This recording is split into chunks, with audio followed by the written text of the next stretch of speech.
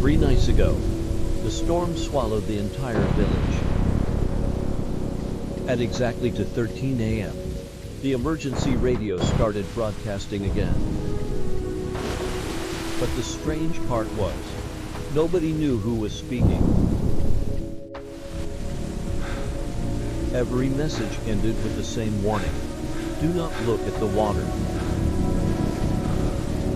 At first, people thought it was just another flood warning, until the voices started calling their names. Then one night, every light in the village went dark at the same time, and something started moving beneath the streets.